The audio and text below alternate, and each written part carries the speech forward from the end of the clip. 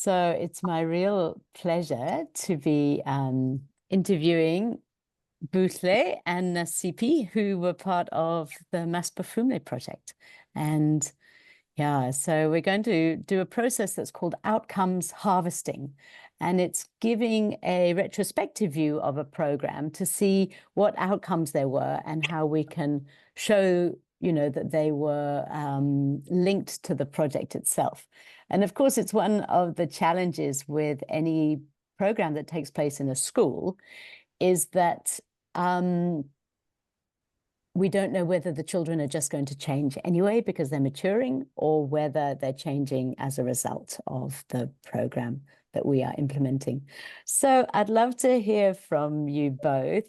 And we're going to explore kind of 4 different aspects: the changes in behavior, in relationships, in actions that you could see, and in practices. And we'll start with the children because that was your main point of focus, but we'll also look at other members of the community.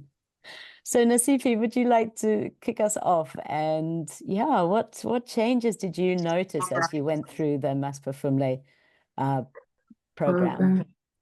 I can definitely say in my experience with Selena Primary School and the grades that I was with, there was a sort of increased level of kindness. So when you come in school, you realize that there's a lot of hostility in there, like within the children, within the environment. And so once you start putting in regulatory practices into the class, they also start to realize that I can be gentler, I can be softer, I can interact a lot better with my peers. So in a sense, we sort of help them like rediscover the childlikeness within them.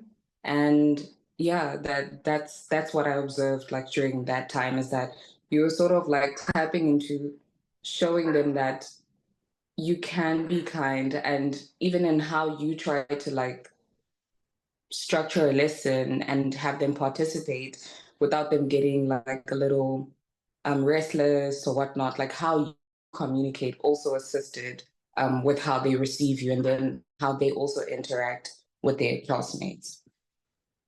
Wow. So there's 2 different aspects. There's the kindness, but also like an ability to concentrate on what you're presenting them with. Definitely.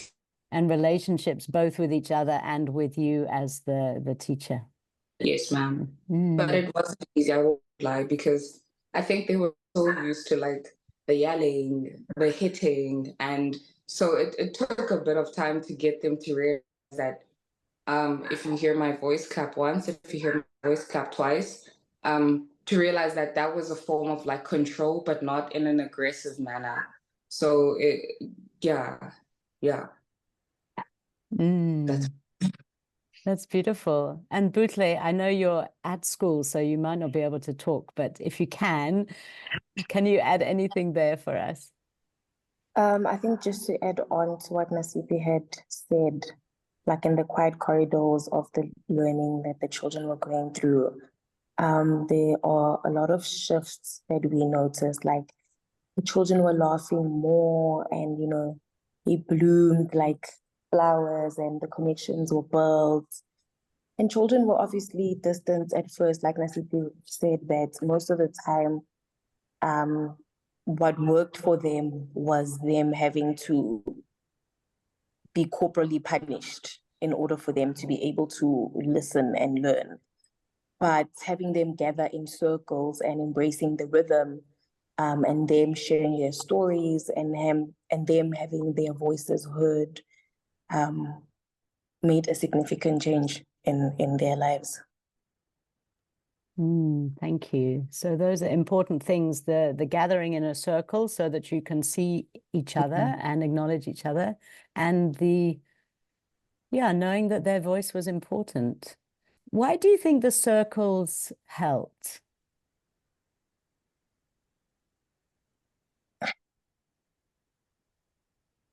I think the circle helped because it helped them to regulate their storms, and it also helped them to find calming in the chaos that was continuously happening in the schools. So what's the difference between, the traditional setup in rows to being in circle? What did you notice? I noticed that when we are all in a circle, we easily notice one another. Everybody is equal. There's no sense of hierarchy. Nobody's behind me. Nobody's standing before me. We all see each other. We all are able to acknowledge one another. So, yeah. So how, as the facilitator, did you keep, you're there as an equal, but how did you manage to keep things moving in a way that was more kind and more understanding and more regulating? I think being able to implement all of the teachings and the advices that we got weekly from Valma was very much helpful. So taking all of that and being able to implement it like in a practical sense is what worked. Maybe could you tell us some of those practices that you felt were particularly beneficial? So basically like the opening circle, having the verse, having the rhythm that we do together. And obviously, I think being able to build connection and, mimicking our behavior. So in a sense that starting off from the very beginning where obviously the children aren't familiar with our verses and our rhythms that we teach them, but having them start off from ground level and learning all of that helped a lot with them building relations with us. And eventually having a continuous routine for them was very much effective and valuable. Interesting. So a sort of ritual, a routine helps to calm them and giving a sense of accepting one another without judging. I think that's what I really liked in the circle. Lovely. And you mentioned the chaos before, so something about ritual seems to calm that chaos, even if it's just for a short time. Yeah, definitely. Thank you. Nasifi, do you want to add there any of the particular practices or the techniques that you saw being of benefit? No, actually, I think Buhle mentioned like everything, well, almost everything. There's nothing at the top of my head right now that I am missing that she spoke about. I definitely think also seeing teachers see the benefit of the circles was also like a full circle moment for us, because then they were seeing value in them starting their classes with this ritual, with this routine for the children, to calm them down, because the process of children like swapping classes to get to like the next period, I don't know why, but it would cause such a ruckus, like, and you'd wonder, like, okay, why is this destabilizing the piece we just had? So having to walk in and then do the verse and then have them sit down and you give instruction and then they receive you, like grounding for them. So yeah, I definitely agree with Bushe. Yeah. Beautiful. And it sounds like your relationship with them was different. It was like power with them as opposed to over or under. Exactly. Yeah. So maybe, as you've mentioned the teachers, could you talk a little bit more about what changes you noticed in the teachers, either themselves or their relationship with the children? Themselves, I'll start with themselves. I would get a lot more questions in the staff room of what games can we play? What regulatory strategy use instead of corporal punishment? And one of the teachers actually started leaving her pipe in the staff room, and she's like, I'm going to try what a method you taught me, which was the verse. We started with the verse because I feel like let's start with something we're both comfortable with, which is spoken word. And let's say, what's it called? Call and response. Call and response is an easy base to start from. So they did call and response, and she needed to raise her voice. She was honest with me. She's like, I did lose my temper eventually, but I would say like the first 15 minutes of the class wasn't as bad as it usually is. So then we recognized that that communication between student and teacher and them doing something that is shared and is the same sort of brings them to the same understanding and level. So it was an interesting moment. And then with the children, I had a teacher actually call me out and say, I want to do a circle with them, but I need you to help guide. So then I played games with them. I showed her that by you being the instructor and showing them I'm willing to be part of this beautiful mess with you, then you can join in, make them feel like, oh, ma'am, you're one of us, instead of you're just the adult and all we have to do is take instruction from you. So it felt like they were both teaching each other. Oh, that's beautiful. And I love that honesty of the teacher saying, you know, it didn't work immediately or it worked for a short period, but it needs to be continued. So this is a practice. It's not a magic tablet. Definitely. Mm.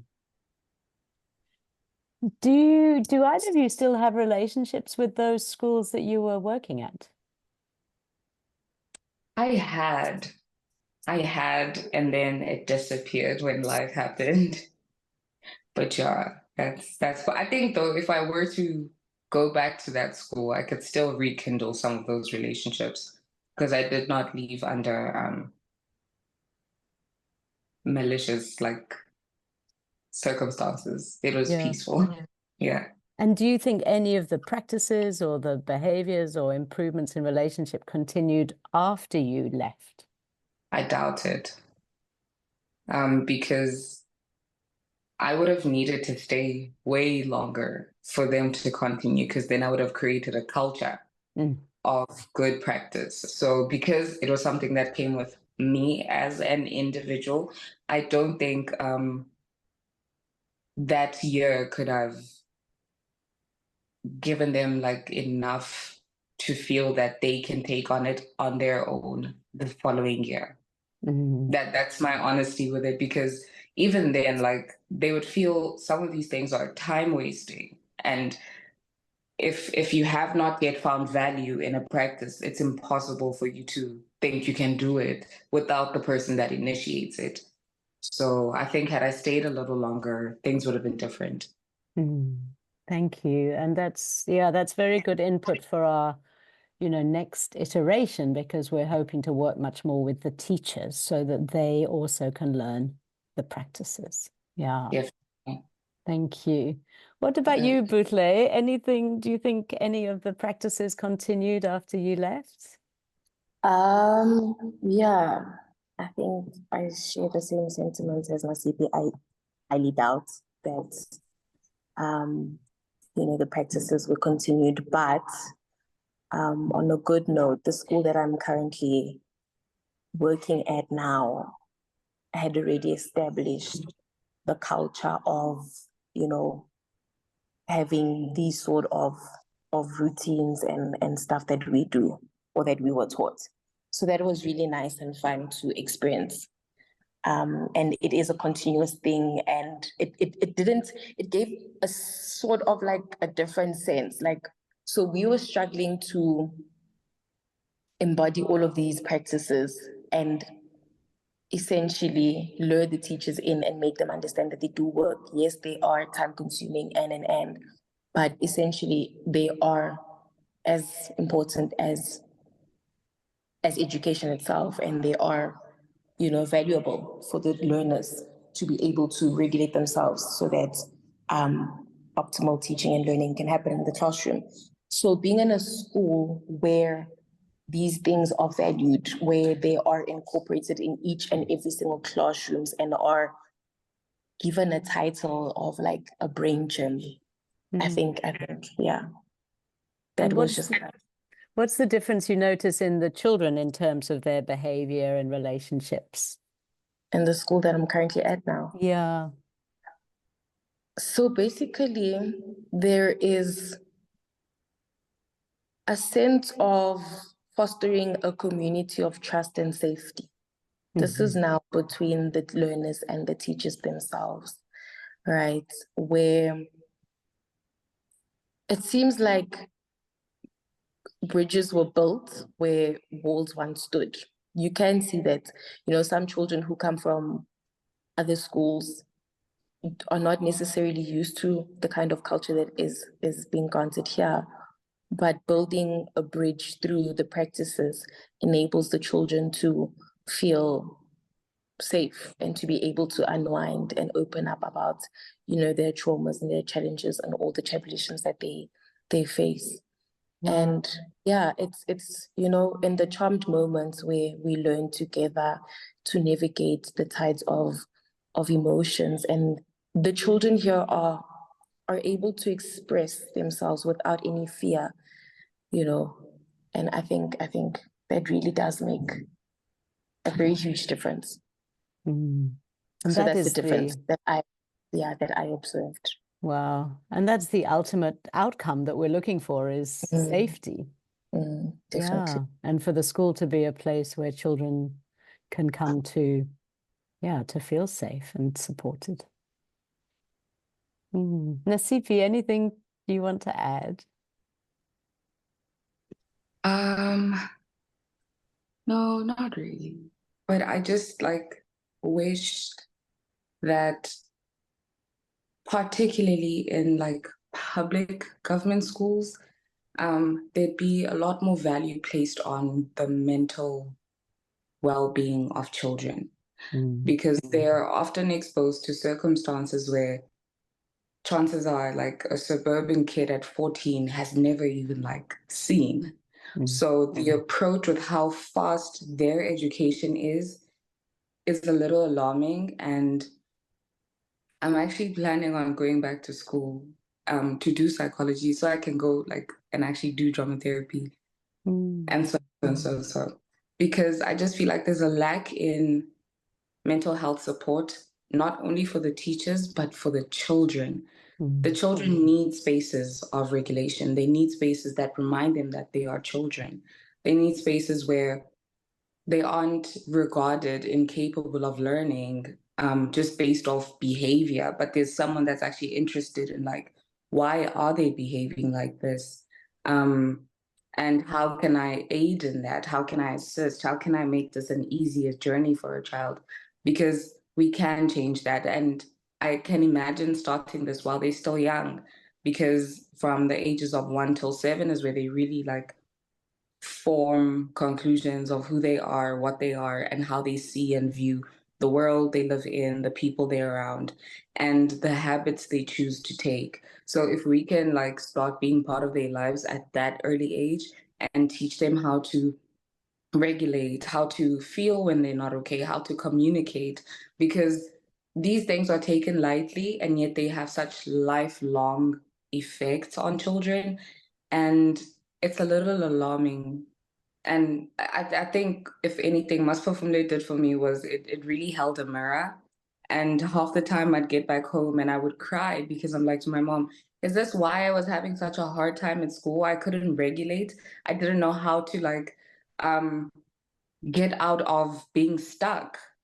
And so I'd be stuck in class, I'd be stuck in at home because my mom was like, you were like a walking zombie. Like all you did was you went to school, you came back, you went to school, you came back. But there was never really a moment of learning. Like, what are you learning? What do you want? What do you want to be?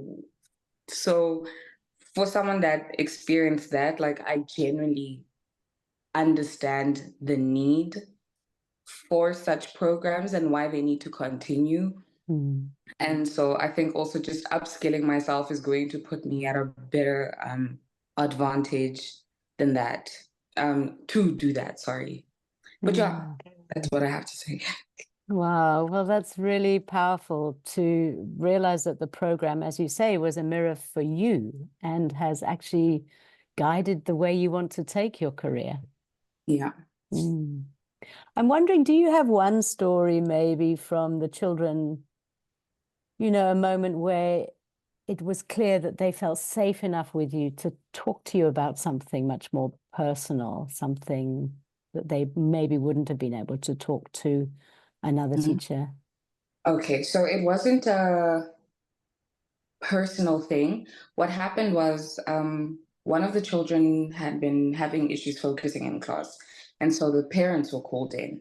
And within that, they had to explain why they aren't serious in class, why they're so playful, and why are they not clean. Now, the mother then came in and said, no, it's because I don't live with my kids. They're taken care of by their grandmother. Now, how I stepped into this is that the child literally could not speak in this engagement that was about them. But then I came in and asked her, like, what are your favorite cartoons? Do you like Sophia the First? Just to bring some sort of familiarity to her and to tell her that, okay, listen, I know we're supposed to have a serious conversation right now, but here's some, we're together in this. And the child started expressing that she can't see. Like, that's why she like does what she does in class. And if you, okay, at first you can't see it now, but she had like a bit of grayness in her one eye. So it was a genuine like health issue, but they wouldn't have gotten that had they like asked her the questions the way they were asking the mother. So I think that little moment of like playing with her on the side and telling her that, you know, it's okay. I'm Sophia. You're going to be whoever you want to be, like Elsa. And what's your favorite thing about them? And then I also then gently asked the question, like, okay, so what happens in class? And she genuinely said, like, I can't see.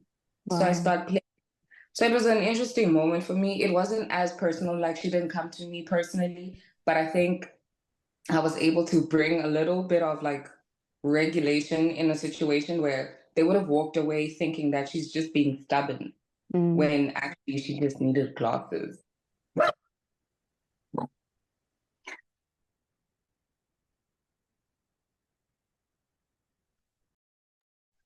That's just such a beautiful, moving story. Thank you. And as you say, something so practical just because of feeling safe. Yeah.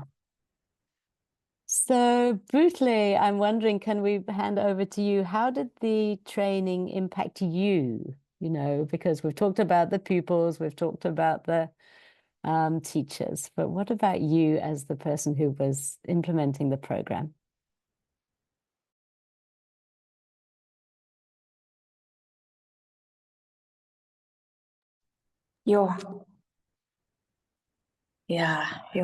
I think for me personally, it impacted me in a very positive way, in a sense that there were a lot of things that I wasn't even aware of that I myself was struggling with. So before I could even, go out, and pour into other people's cups, I had to take an introspective and sit myself down and analyze, a lot of underlying issues that I had myself. And so essentially, not only did it benefit, the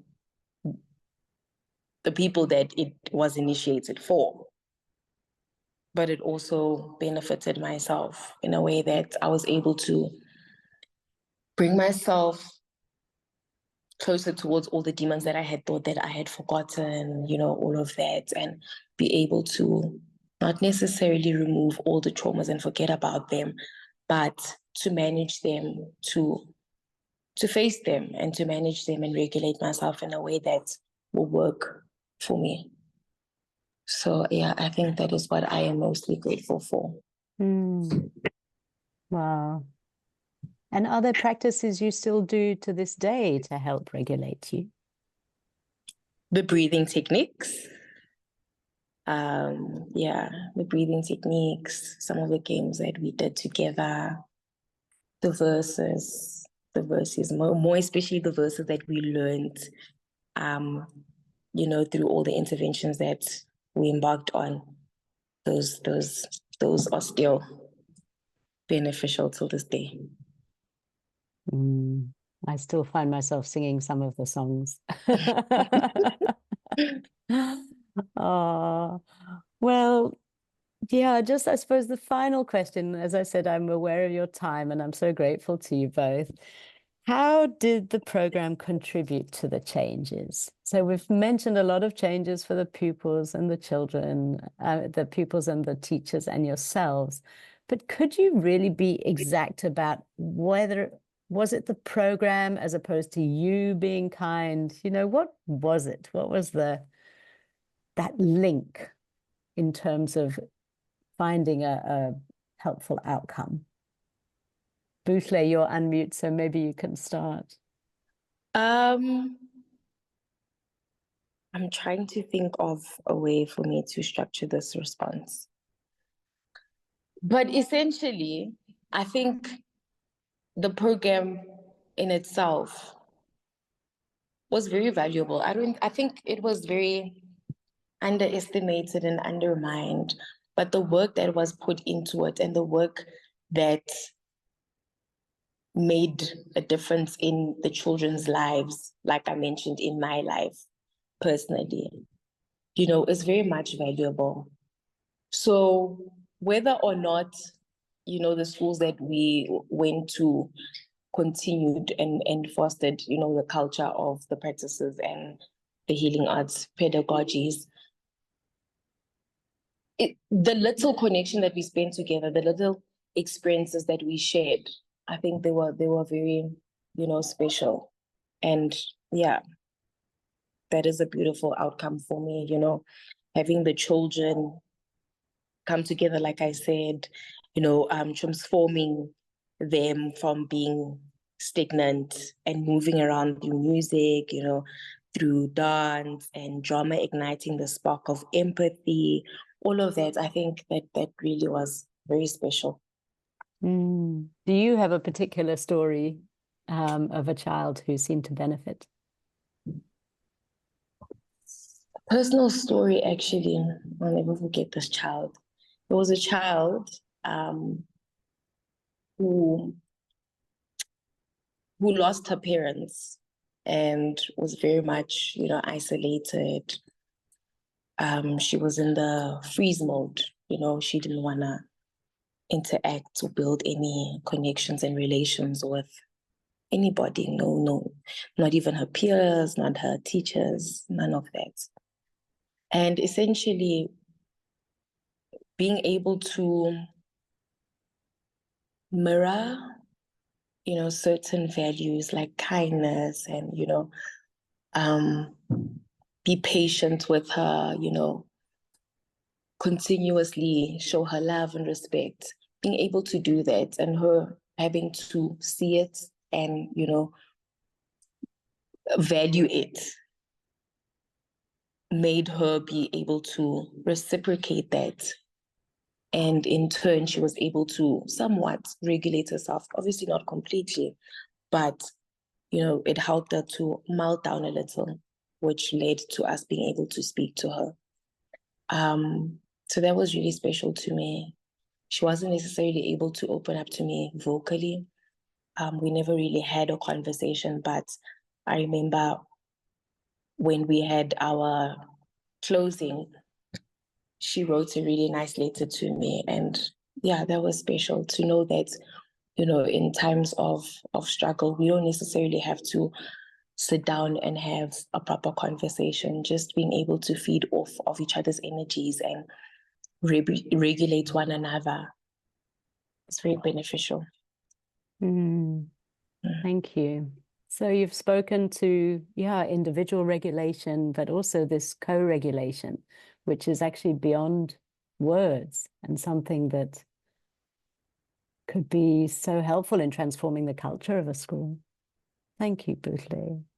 You're welcome. Nasipi, did you want to just close with that final question of how did the program contribute to the changes that you've mentioned?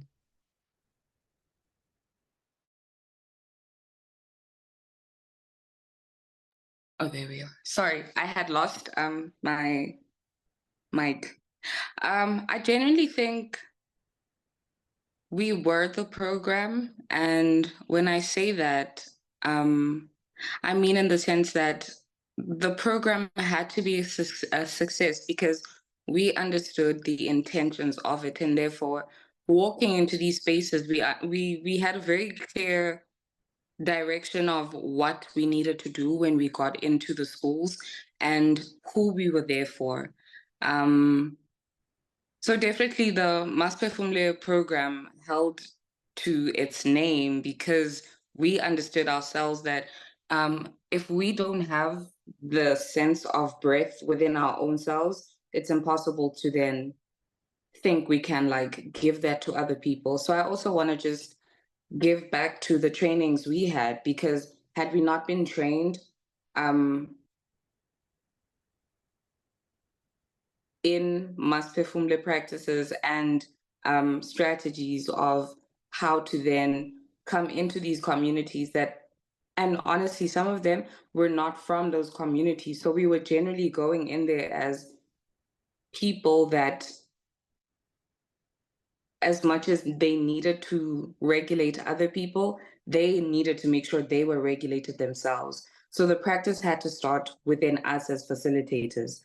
And then from there, Masphefumle was then understanding that before anything, we need to make sure that everyone in this class is breathing, like everyone is good. And I think that was just a consistent reminder that we are within the practice of the program. We are within the intentions of the program.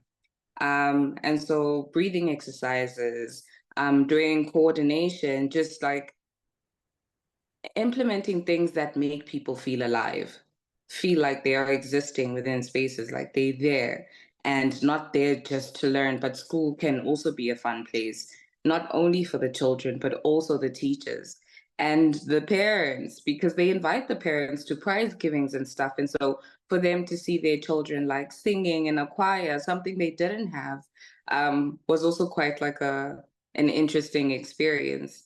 And so Masphefumle served its purpose because we understood, us, the facilitators, understood its intention, and we also had to be very involved in the practice within self and for the communities we were working in.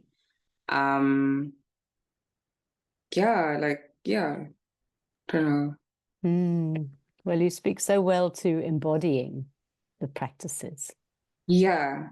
Yeah. Which is what, like, I wish we could have left with the teachers, but understanding that Rome wasn't built in overnight or in one day is a very real thing. And also just coming in as a calming energy in a space full of chaos, I know it wasn't going to happen overnight. Like, I genuinely understand that, because we were dealing with a lot of environments and we had one environment to create the impact of all of these environments. So I don't think that was the end. I definitely see like us doing more work within the Masphefumle program, because it did a lot.